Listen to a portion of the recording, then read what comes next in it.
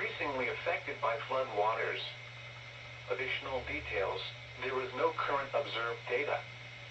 Forecast: the river is expected to rise above flood stage tomorrow evening to a crest of 17.3 feet early Tuesday afternoon.